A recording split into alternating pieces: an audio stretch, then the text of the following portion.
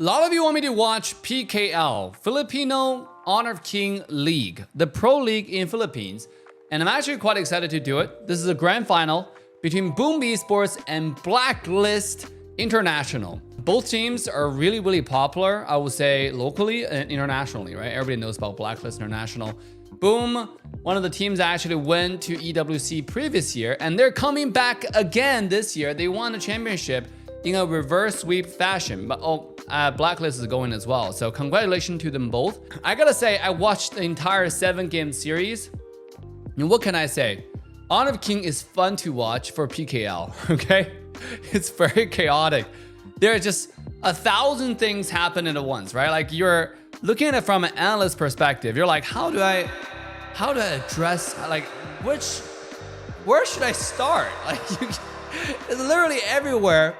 And then you also have the sacrifice strategy, right? Coming from Athena, which is strategy that KPL used probably, I believe, in 2018 when I was in China. Like, I don't know if that's still meta anymore, but it's just nice to see it back in PKL. So Boom used it, and then it was actually working out for quite some time, to be honest. They almost won that game. They lost eventually. However, I gotta say though, PKL is fun to watch, right? You just get to see so many crazy stuff that you don't get to see in KPL. And then it's crazier than MKL, right? And I gotta say, from watching this tournament, something that you actually learn is that more team fight is not bad.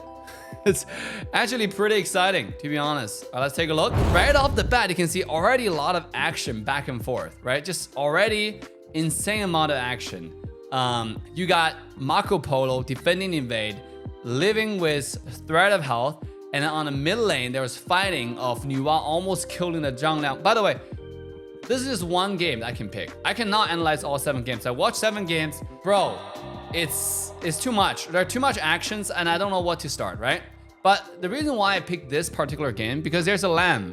I just did a full episode analyzing KPL best jungle and then the Lamb player. I mean, he played Lamb, right? So you can compare the Lamb from the 2 videos, and I highly recommend you watch them both to give you a little bit of perspective on the different playstyle and whatnot. Immediately in KPL, Lamb is played as a hybrid, a bruiser. So you start off with tank, the giant grip, the component of it, right? You finish Axe of Torment, obviously, and then you go full tank. But when Boom Carl took it out, he took it out as damage Lamb, the build different kind of Lamb, all right? I like it.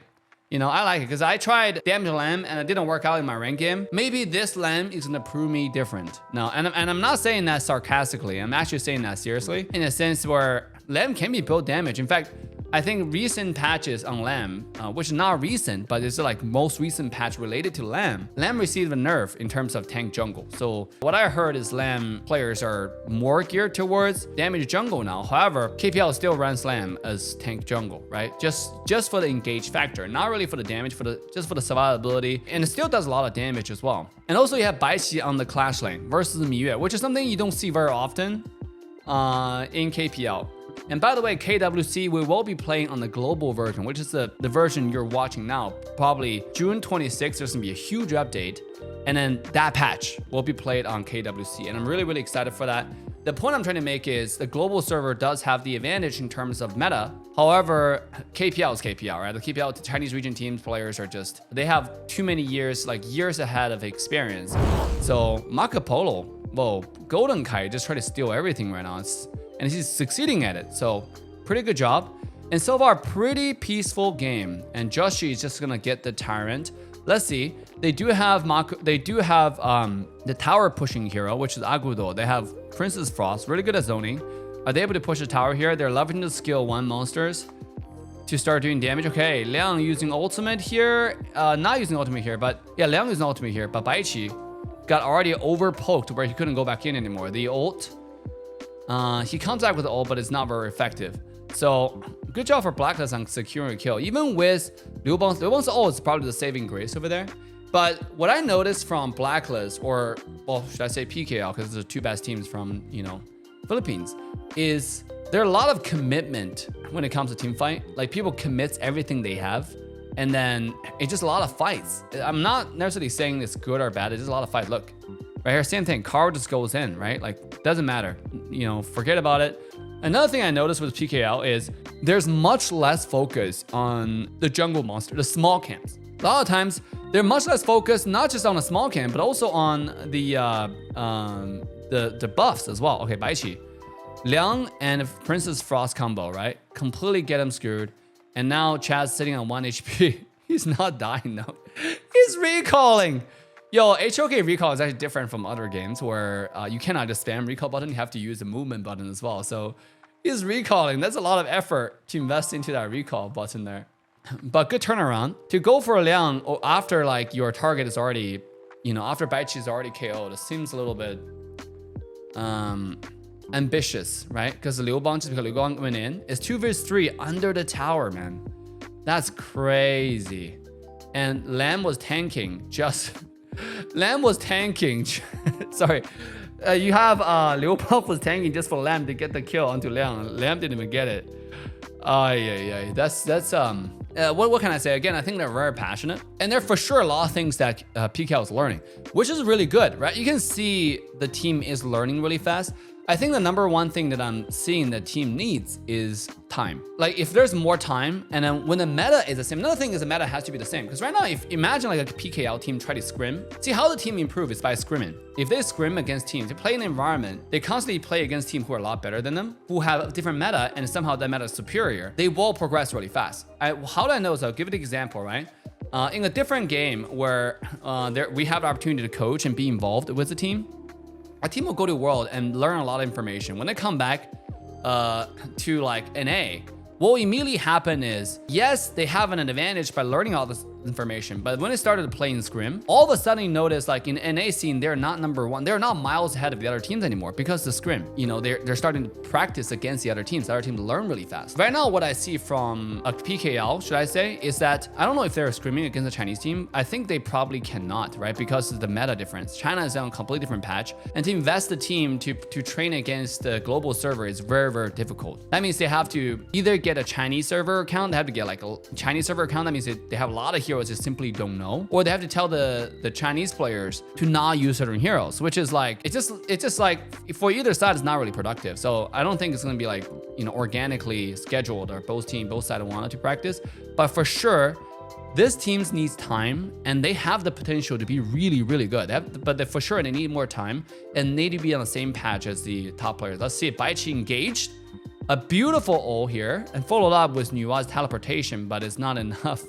They get counter engaged. Easy reverse collapse from the other side. And look at the thing about Lamb being damaged here is he can't go in. He's so squishy, he can't go in. Let's take a look one more time. Baiqi engaged onto like 2 people, and Nua followed up. Where's Lamb's instant skill 1, double skill 1's push back? Like, where is the counter engage right here? I'm not seeing it.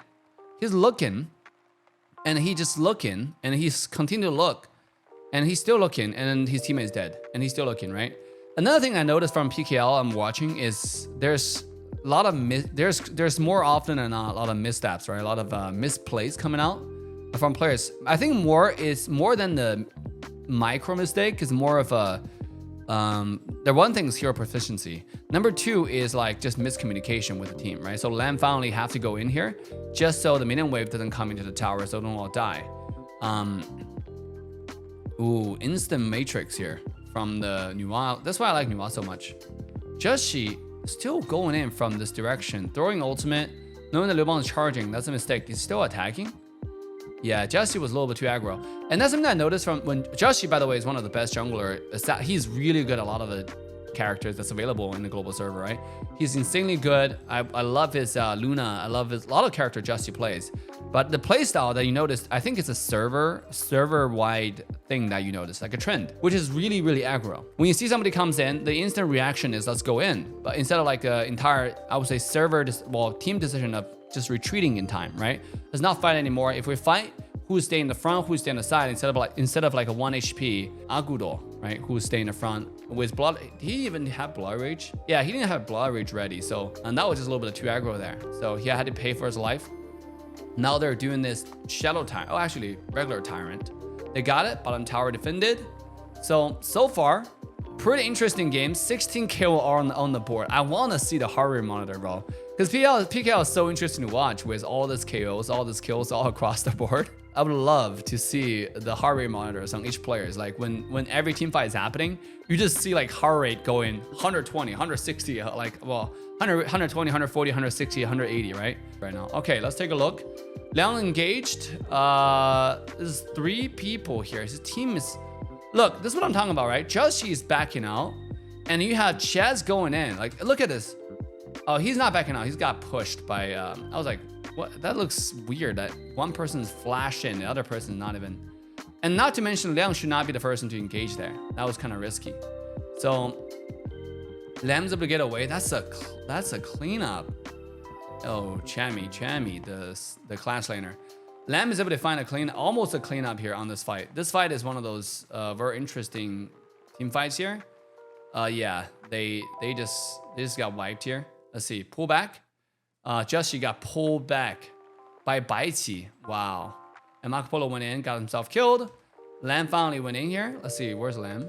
Where's my boy Lamb? Oh, he's right here. He goes in, did a pullback, but people are already dead. Survived, did some damage here, and then go back in to Princess Frost. Walk to the side. Nice. So I cannot analyze individual person because this is like a team-wide. What I see is just a lot of missync and then interesting engages. Right, there are 3 people overlapping position for entire blacklist, and they get pushed all at the exact same time.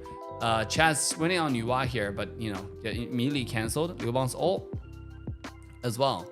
So this team fight was just unfortunate. Liu Bang got killed. Double kill onto double kill from Chammy. Chammy got a double kill, which is quite interesting. And this is, I think Blacklist eventually win this game. Yeah, they went to 3-1 and got reverse swept by Boom Esports. All right, I'm gonna watch this fight. So when we're pushing, let's take a look, right? Liu Bang has ultimate, so he's pushing, you know, the split pushing. Makes sense. Now Blacklist is doing what Agudo composition is supposed to do, which is shred the tower, leveraging the skill 1, and now just keep on shredding the tower's HP. And they're doing a pretty good job at it. They got the high ground tower, now all 2 high ground towers gone. Liu Bang saving the ultimate. Baiqi missed the ult. Liu Bang all on top of it, stun. Where's a chain combo? Lem goes in, but it got instantly killed because it's utilized as a damage dealer instead of... And by the way, damage dealer Lem is so not productive right now. And if you haven't watched our Arcana video, make sure to go ahead and do that. The Arcana video gives you so much insights on how damage is calculated. If you build full damage Lem, there's so little room to do damage. There's so little room because you're not doing that much damage anyways. There's so much damage reduction all across the board physically. So it's much better to be utilized as a tankier fighter. And then you mostly use your combos to engage, just engage and just disrupt. Not to mention, if you build full tank, you still kill the backline, no problem. So yeah, this is one of those... Are we doing 5-minute recall, bro? You're in the wrong game. Bro. Oh yeah, that's crazy. 5-minute recall. What can I say, guys? I think there's, again, like, if you look at the overall team fights and then the positioning from the players and like from the beginning to end, like look how many team fights happening starting off the game, right? Marco Polo have to recall level 1, and then Chaz is 1 HP. By the way, Liang playing as a mage is very rarely seen now. Right? Liang is mostly used as a roam. Liang as a mage, it's because you're mostly gonna use Liang for ultimate. What are you gonna use Liang for? Damage? No, you're mostly gonna use Liang for ultimate. The people mostly use Liang as a roam now. Like, it's a tier A for sure. It's roam, like high tier roam, right? Because you can counter mostly everybody in this entire game who's mobile. You think about like the people who are like Lamb, for example, like you know, Arlie, Marco Polo. All these characters normally you're gonna have a hard time against because they're so mobile. In front of Liang, they're all bots. Right? Bots. That's all I can say. Oh, yeah, it's just there are a lot of clash, and the clash is not synergized. Like, we're gonna find a random team fight here.